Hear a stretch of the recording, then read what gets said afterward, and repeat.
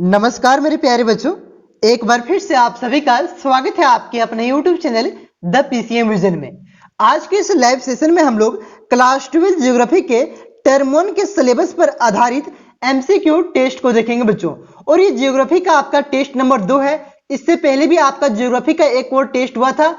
अगर आपने उस टेस्ट में पार्टिसिपेट नहीं किया था तो उसका वीडियो भी चैनल में पड़ा हुआ है। आप लोग इस सेशन के बाद उस टेस्ट के वीडियो को भी जाकर के अवश्य देखिएगा बच्चों, क्योंकि जितना भी मैं आपको टेस्ट करवा रहा हूं ये सारा जितना भी प्रश्न है सारा आपके बोर्ड एग्जाम की दृष्टि से बहुत ही ज्यादा महत्वपूर्ण है। और बोर्ड एग्जाम में ये सारा प्रश्न आपके आने की ज्यादा से ज्यादा संभावना है। तो सारा टेस्ट को आप लोग दीजिए। और जितना भी टेस्ट मैंने पिछले भी करवाया, अगर आपने पार्टिसिपेट नहीं किया, हिस्ट्री का आपका 4 टेस्ट हो चुका है, इकोनॉमिक्स का भी आपका 2 टेस्ट हो चुका है और अभी आपका ज्योग्राफी का भी 2 टेस्ट हो चुका है। तो जो जो टेस्ट में अगर आपने पार्टिसिपेट नहीं किया है तो उसका वीडियो अवश्य देखिएगा बच्चों, ठीक है।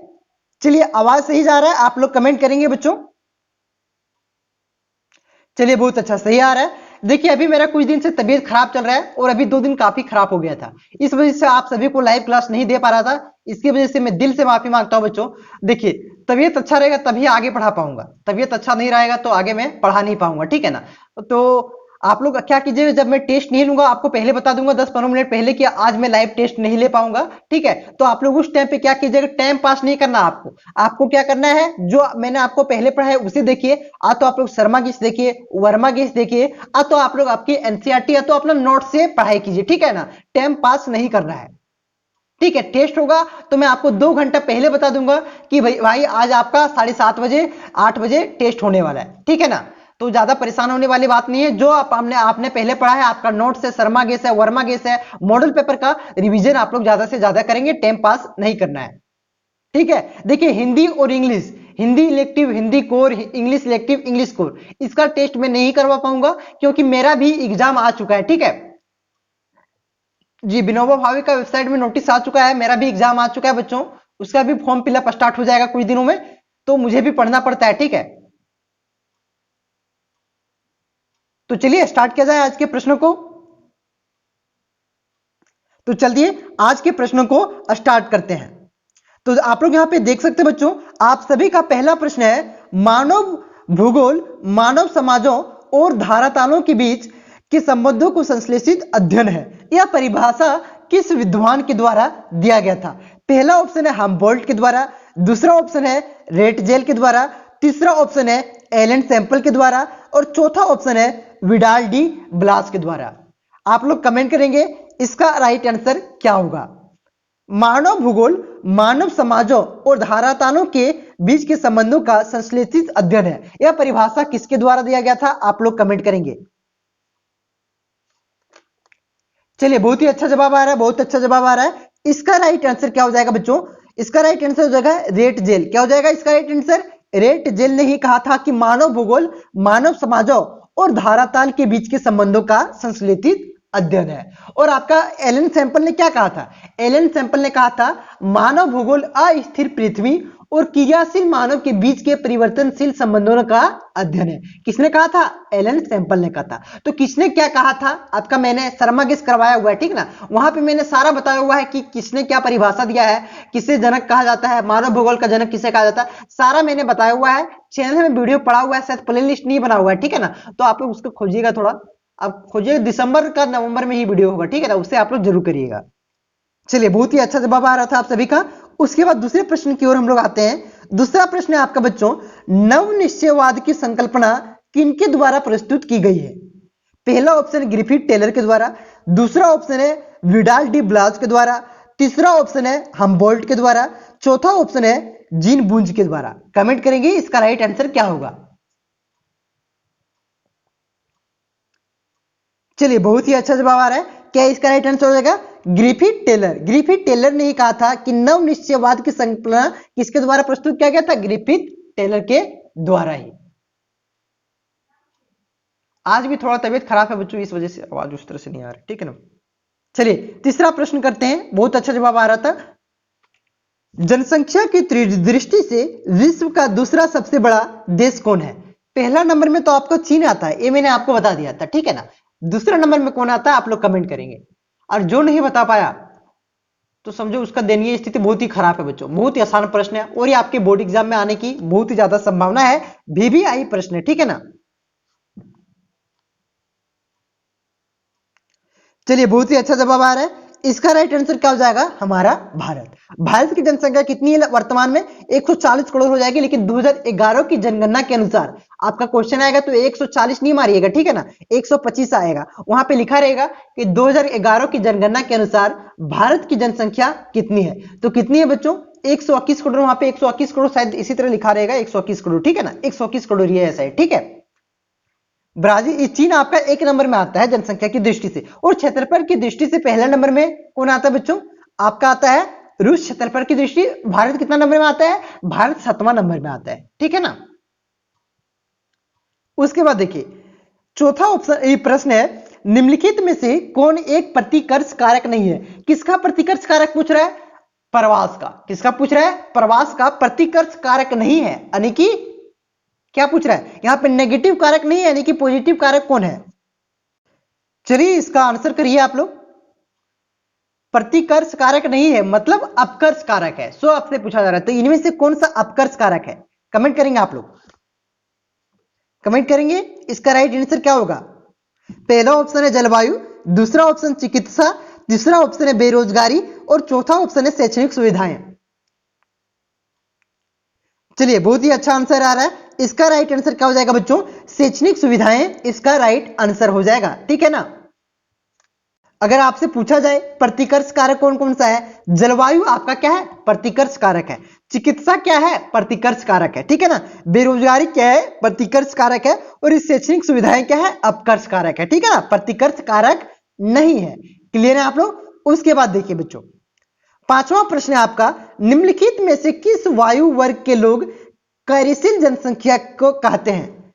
किस वायु वर्ग के लोगों को कार्यशील जनसंख्या कहा जाता है? कमेंट करेंगे आप लोग। पहला ऑप्शन 8 से 14 वर्ग आयु वर्ग के लोगों को, दूसरा ऑप्शन है 15 से 59 वायु वर्ग लोगों को, तीसरा ऑप्शन है 35 से 45 आयु वर्ग लोगों को, और चौथा ऑप्शन है आपका 60 से 75 आयु वर्ग लोगों को। कमेंट करेंगे। कार्यशील जनसंख्या मतलब ऐसे जो या आप लोगों ने देखा होगा लिखा रहता है कि 14 साल से कम उम्र के बच्चे हमारे होटल में काम नहीं करते हैं। 14 साल से जितना होता है कार्यशील हो जाता है, ये कार्य करने के लायक हो जाता है। अगर आप कोई भी अपने घर में खटा रहे हैं बच्चों को 14 साल से, अपना घर का काम नहीं है मजदूरी देके खटा रहे हो, तो ये क्या हो जाएगा? आप पर केस हो जाएगा। 14 साल से कम बच्चे को नहीं खटा सकते।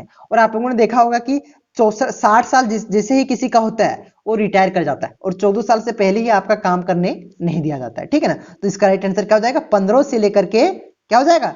59 वायु वर्ग इसका राइट आंसर हो जाएगा। चलिए बहुत ही अच्छा जवाब आ रहा है जी। पिछला टेस्ट में किन्होंने टॉप किया था मैं आपको लास्ट में जरूर बताऊंगा, ठीक है। उसके बाद देखिए भारत में साक्षरता दर निर्धारण हेतु कितने वर्ष अधिक आयु वाले जनसंख्या को शामिल किया जाता है? मतलब जो साक्षरता दर को निर्धारित किया जाता है ना कि हमारी साक्षरता दर इतनी है, 76% है, 66% है, ठीक है ना। झारखंड की कितनी? 66% साक्षरता दर, मतलब इतना 100 में से 66 लोग झारखंड में पढ़ा हुआ है। ये हो गया आपकी साक्षरता दर का मतलब, ठीक है ना।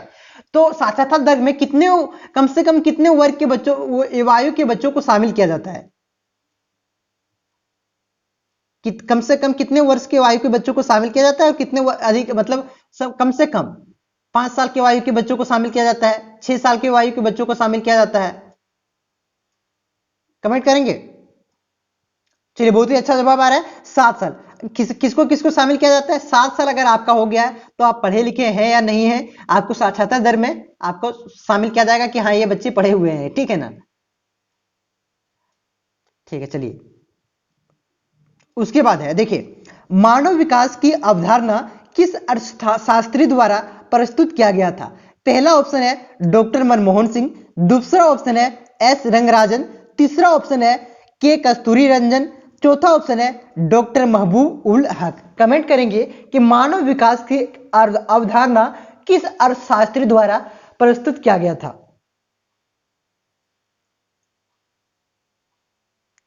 कमेंट करेंगे आप लोग।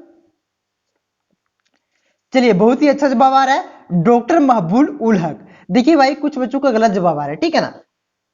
मनमोहन सिंह तो होगा ही नहीं, एस रंगराजन भी नहीं होगा और ना ही कस्तूरी रंजन होगा। मनमोहन सिंह आपका प्रधानमंत्री थे और ये आपका अर्थशास्त्री थे। 1991 में जब उदारीकरण हुआ था बच्चों, भारत को 1991 में भारत के पास आपका पैसा बचा ही नहीं था, मात्र 10 से 15 दिन को पैसा बचा हुआ था। तो इन्होंने ही उस संकट से भारत को बाहर निकाला था। अभी तक का सबसे ज्यादा पढ़ा लिखा प्रधानमंत्री कौन था? डॉक्टर मनमोहन सिंह ही थे, ठीक ना। वो नहीं पूछेगा कौन थे पढ़ा लिखा, ठीक है। तो ये अवधारणा किसने दिया था? डॉक्टर महबूब उल हक ने दिया था। चलिए उसके बाद देखते हैं 8वां प्रश्न क्या है बच्चों। 1990 ईस्वी में कौन सा संगठन मानव विकास प्रतिवेदन प्रकाशित कर रहा है? अभी तक जो मानव विकास का प्रतिवेदन जो सूचकांक प्रकाशित किया जाता है बच्चों, किस देश का कैसा मानव विकास सूचकांक है, कितना नंबर में कौन आता है, तो ये किसके द्वारा प्रकाशित किया जा रहा है और ये कौन कब से प्रकाशित किया जा रहा है? तो कब से प्रकाशित किया जा रहा है तो यहाँ पे देख सकते हैं 1990 से प्रकाशित किया जा रहा है, ठीक है ना। लेकिन किसके द्वारा प्रकाशित किया जाता है वो आपसे यहाँ पे पूछा जा रहा है। तो यहाँ पे आपका दोनों क्वेश्चन है कि 1990 ईस्वी, आपसे ये भी पूछा जा सकता है कि मानव विकास सूचकांक जो है आपका विकास प्रतिवेदन है वो कब से प्रकाशित किया जा रहा है? तो कब से प्रकाशित किया जा रहा है? 1990 से प्रकाशित किया जा रहा है। तो और किस संगठन के द्वारा प्रकाशित किया जा रहा है? कमेंट करेंगे। संयुक्त राष्ट्र विकास कार्यक्रम, किसके द्वारा? संयुक्त राष्ट्र विकास कार्यक्रम के द्वारा यह प्रतिवेदन प्रकाशित किया जाता है, ठीक है। चलिए उसके बाद देखते हैं 9 नंबर का प्रश्न क्या है। देखिए आपका हिस्ट्री का टेस्ट नहीं होगा, ठीक है ना, सिर्फ ज्योग्राफी का टेस्ट होगा। मैंने बोला तो था पहले लेकिन नहीं हो पाया। आपका सोचा कि किसी का हिस्ट्री होगा ही नहीं, कब कौन जुड़ेंगे किसी को मालूम पता नहीं चलेगा, इस वजह से मैंने ज्योग्राफी का टेस्ट रख दिया है, ठीक है। तो देखिए विश्व में किस देश द्वारा सकल राष्ट्रीय प्रसन्नता यानी कि GNH को देश की प्रगति का आधिकारिक माप घोषित किया है? कमेंट करेंगे। भारत ने, भूटान ने, नेपाल ने, रूस ने। किसने घोषित किया है GNH को आधिकारिक माप घोषित कर दिया, प्रगति का आधिकारिक माप? चलिए बहुत ही अच्छा जवाब आ रहा है, हमारा पड़ोसी भूटान। उसके बाद देखते हैं बच्चों उच्च जन्म और मृत्यु दर, उच्च जन्म और मृत्यु दर वाला महाद्वीप कौन सा है? एशिया महाद्वीप जिसमें हम लोग आते हैं, अफ्रीका महाद्वीप, उत्तरी अमेरिका, ऑस्ट्रेलिया। कमेंट करेंगे कि उच्च जन्म दर और मृत्यु दर वाला महाद्वीप है, इनमें से कौन सा उच्च जन्म दर और मृत्यु दर वाला महाद्वीप है? चलिए बहुत ही अच्छा जवाब आ रहा है। इसका राइट आंसर क्या हो जाएगा? Africa. Option number B is right answer. देखिए बच्चों एक क्वेश्चन था, ठीक है ना, जब मैंने 20 क्वेश्चन आपको करवाया था ज्योग्राफी का, उसमें एक क्वेश्चन था किसने कहा मानव प्राकृतिक का दास है, ठीक है ना। ये आपका ये क्वेश्चन बहुत ही ज्यादा VBI है, सुनिए ध्यान से। किसने कहा कि मानव प्राकृतिक का दास है? तो ये किसने कहा था? तो वहां पे मैंने आपको अरस्तु बता दिया, तो कहीं कहीं अरस्तु दिखाता है और कहीं कहीं एलन सैंपल, लेकिन इसका राइट आंसर एलन सैंपल ही होना चाहिए, वहां शायद मिस्टेक हो गया। लेकिन आप लोग चेक कर लीजिएगा एक बार NCERT, ठीक है ना। मेरा NCERT एक ऑफलाइन का बच्चा ले गया है इस वजह से, ठीक है। तो आप लोग चेक कर लीजिएगा कि किसने कहा था कि मानव प्राकृतिक का दास है। ज्यादा संभावना है कि एलन सैंपल ही होना चाहिए, लेकिन कहीं कहीं आपका अरस्तु भी देखने को मिलता है, ठीक है ना। तो आप लोग एक बार चेक कर लीजिएगा NCERT में, ठीक है। तो वहां पे मैंने अरस्तु बता दिया था, तो एलन सैंपल भी आप लोग ध्यान में रखिएगा, शायद एलन सैंपल ही होना चाहिए, एक बार देख लीजिएगा, आप लोग चेक कर लीजिएगा, ठीक है। उसके बाद देखिए 11 नंबर का प्रश्न है 100% शहरी जनसंख्या वाला देश है? Singapore, Thailand, Japan, America. 100% शहरी जनसंख्या वाला देश है, इनमें से कौन सा देश जिसमें यहां मतलब गांव है ही नहीं, ग्रामीण क्षेत्र है ही नहीं, वहां पे सिर्फ शहर ही है?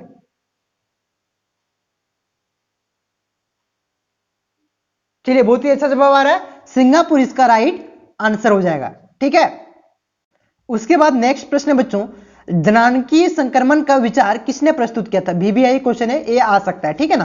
तो देखिए सारा VBI ये थोड़ा ज्यादा इंपॉर्टेंट है।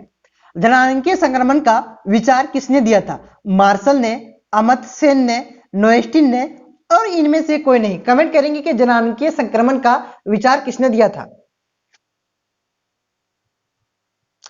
चलिए बहुत अच्छा जवाब आ रहा है। देखिए बच्चों, जब मैं ऑप्शन पढ़ूंगा उसी से मैं आप लोग एक झटका में देख लीजिएगा, तुरंत देख सकते हैं। जैसे मैं क्वेश्चन पढ़ता हूं, आप लोग भी क्वेश्चन साथ ही साथ पढ़िए और तुरंत ऑप्शन को देखिए और कमेंट करिए, ठीक है ना। लेकिन परीक्षा में थोड़ा ध्यान से भाई, परीक्षा में थोड़ा ध्यान से करना है, ठीक है ना। तो उसी से मैं आप लोग आंसर कीजिए, टाइम बचेगा, ठीक है। चलिए, इसका राइट आंसर क्या हो जाएगा? नोएस्टीन। क्या हो जाएगा? इसका राइट आंसर क्या हो जाएगा बच्चों? नोएस्टीन इसका राइट आंसर हो जाएगा। उसके बाद 13 नंबर का प्रश्न है बच्चों, अधिकांश देशों में ग्रामीण नगरीय विभाजन किस आधार पर होता है? कि यहां तक जो आपका यहाँ आपका ग्रामीण ये है और यहाँ पे ग्रामीण है, वहां पे नगर है, ठीक है ना। आपका देखते हो ना, गिरिडीह एक शहर है, उसके बाद आपका इतना दूर आपका देखते हैं नगर निगम का इतना दूर क्षेत्र रहता है, तो वो शहरी जोन में आ जाता है। उसके बाद आपका ग्रामीण हो जाता है। तो किस आधार पर यह बांटा जाता है, ठीक है, विभाजित किया गया है? तो पिरामिड के आकार बिंदु, सारणी और इनमें से सभी। कमेंट करेंगे आप लोग।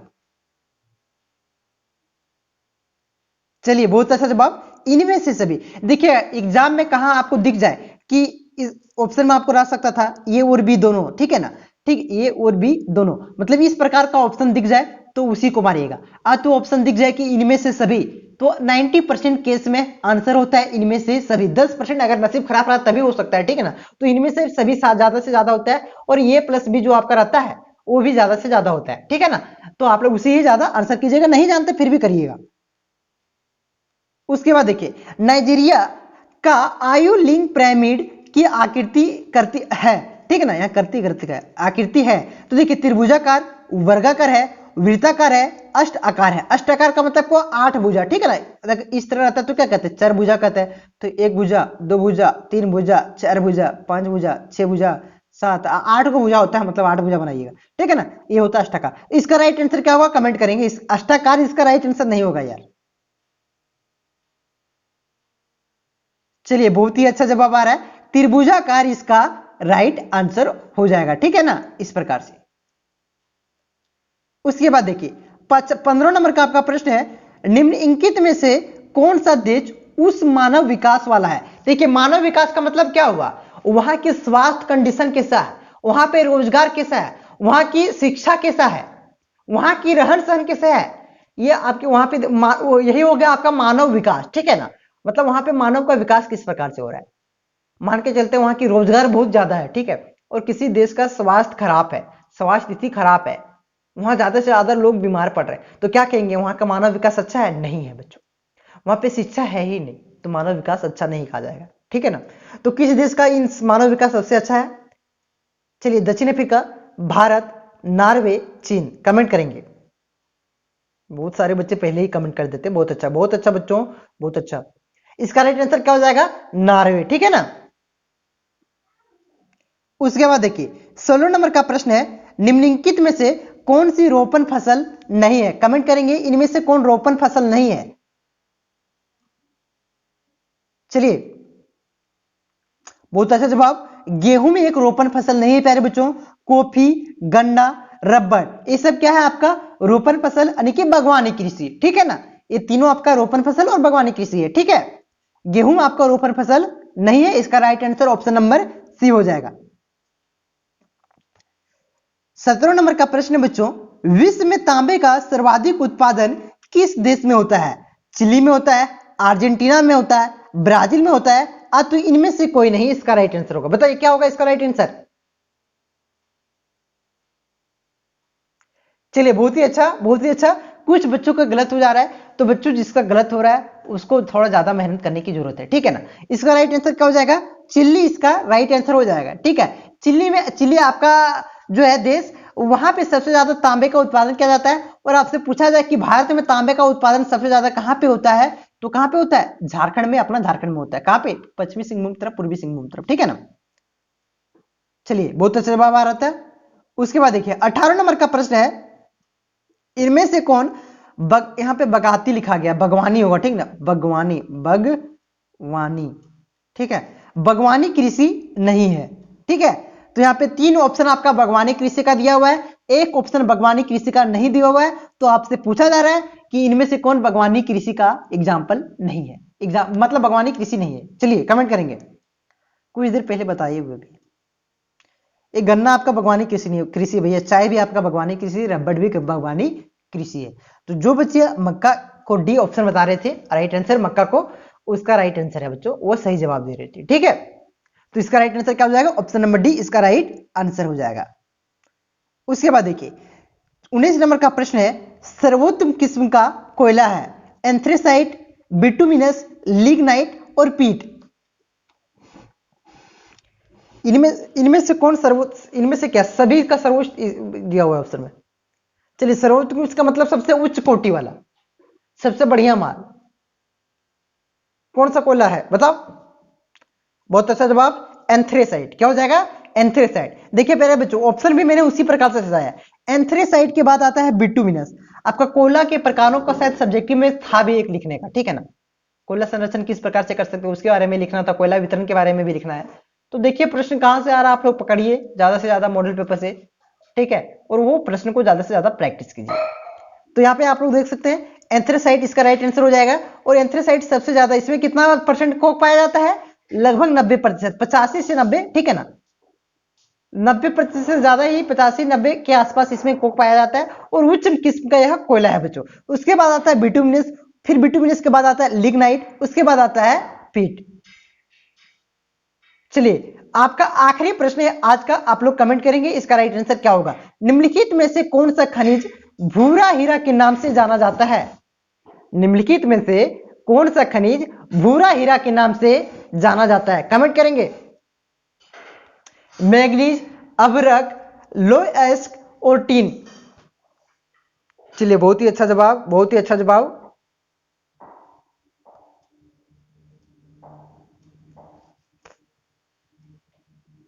चलिए इसका राइट आंसर क्या हो जाएगा बच्चों? मैग्नीज को ही भूरा हीरा के नाम से जाना जाता है और कोयला को काला सोना, ठीक है ना, ठीक है ना। देख लीजिएगा एक बार। तो अब आप लोग बताइए ईमानदारी से कि 20 में से आप लोगों ने कितना सही किया?